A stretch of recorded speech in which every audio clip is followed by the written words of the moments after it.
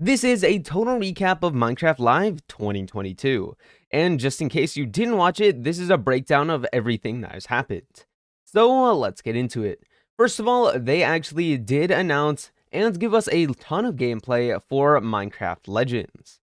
As you can see, there is a whole ton of gameplay, and this game will actually be available in the spring of 2023. Now, this game actually seems very interesting from all the gameplay that we got, and I definitely recommend trying it out if you would like to play a new Minecraft experience. And as you can see, we got also a cinematic trailer as well. But then after this, we actually got Minecraft Dungeons news. Now, with Minecraft Dungeons, what they've shown is that on October 19th, Season 3 will launch. Now, basically, that means a bunch of new maps, the Enchantment Smith, which will let you reroll enchantments, and just a bunch of other Minecraft Dungeons news, as well as multiplayer towers, which can be really fun getting your friends all in to do a tower, since towers are normally pretty hard. But besides the other stuff, this is the new stuff coming in the Minecraft 1.20 update. First of all, we got the new default skins. So there'll be 7 more default skins added alongside Steve and Alex. So that means there'll be 9 total default skins in this update, which is pretty cool. 7 new ones, and then there's Steve and Alex, which could be really cool depending on if you actually don't know how to make a skin or just don't want to, and you just want to pick one immediately that you think you like. You can actually have much more customization on this, which I do think is pretty cool for Java Edition players and also Bedrock Edition players. So these are the skins. You have a better look at them here. As you can see, if we stop, we can check out all the different types of skins. Feel free to pause if you really want to check them all out, and we'll let a lot of people express themselves within the game without really having to change your skin in Minecraft. The next announcement coming into the 1.20 update is the hanging signs. Now, the hanging signs will actually be made out of stripped oak logs, or just any type of logs that you want to use, and also chains. This will provide an interesting dynamic in the game, as these signs will basically be more used than the other signs, and we'll actually have 3 different variants. As you can see, some have a frame, some have no frame, and then you can also hang them in different styles, like attached to a fence gate, attached to a block, or just ones with the border, which I do think is actually going to be really cool, especially for builders getting a lot more use out of them, making cool stuff. And one of the examples that they already did is right over here. Now, this is actually really cool as it shows kind of the variations of what builders can do with the signs. Next up is the new type of wood, the bamboo wood. And yes, this will be made out of bamboo, giving it another use. It will have all of the same types of different wood variants, along with a special one and a variation on the boat. The variation is basically the chiseled block of the wood, which is a pretty cool design and will be only exclusively for the bamboo wood. But it is pretty cool, especially make use out of floors with, and will be an interesting building block to add into the game. And as well as that, the variation to the boats will be these rafts. The rafts can have chests on it, it's just like a normal boat, but with a whole new design, which is very cool and will actually be a nice variation to the normal boat styles. And I'll be definitely using this one to just float across my world.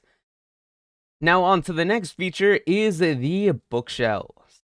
Now these are different from normal bookshelves as they actually can hold books inside of them. And not just normal books, it can hold enchantment books, normal books, and books and quills. So that is really interesting and really does provide a variation from the normal bookshelves. And currently, these are called chiseled bookshelves. Alongside with this, these bookshelves actually do provide a comparator signal. So these bookshelves will allow you to have secret rooms actually hidden by using a bookshelf, which could be really cool doing a bunch of things like escape rooms or just having a hidden bookshelf door within your base, which could be really nice for anyone who likes to use redstone and likes to hide things. But now the last main thing is actually the camels. Now, yes, this is going to be the newest mob coming into the game, and will actually be taller than the player. Now, these camels are rideable, similar to horses and llamas, but these camels do differently than horses is they actually can go do a dash. Now, a dash will allow them to clear big horizontal leaps, just like ravines, and which is better than a horse, which mainly only has a vertical. So that means you can actually get across ravines while riding an animal, which is actually pretty cool. Another thing to note about these camels is that they're actually slower than a horse, so you might want to be using a horse if you're really looking for agility. But two players can actually ride on a camel, and one player can actually attack while the other one just uses the camel. Zombies will also not be allowed to attack you up there, since you are just too high for them. But obviously, still skeletons and probably creepers will be able to kill you. But this can all be tested out with the new implementation of the snapshots coming soon. And if you don't know what I mean by that, the 1.20 betas, previews, and snapshots are coming very soon within the upcoming days, as I said in Minecraft Live. So the four main things, the camels, the chisel bookshelves, the bamboo wood, and the hanging signs will all be playable for people to use, which I do think is really cool as we won't have to wait a couple of months for this to happen. And one more thing about the camels is that you can actually breed them with cactuses. So that can give you a baby camel as well if you want more of them. Now, one more thing to really note before I say the winner of the mob vote is that the Minecraft 1.20 update, that is not it. We actually don't know yet since they are only announcing features currently that will 100% be in the game, as they don't want to do what they did last year and announce a bunch of stuff which allowed them to really not change much or actually get rid of features like they did with the birch forest and the fireflies. So they'll actually be announcing things periodically and changing some upcoming things, meaning we'll actually get much more content than this. And as well as that, the 1.20 update is not named. So they're trying to get the community more focused on it and see what their feedback is from the current snapshots. And now for the winner of the mob vote.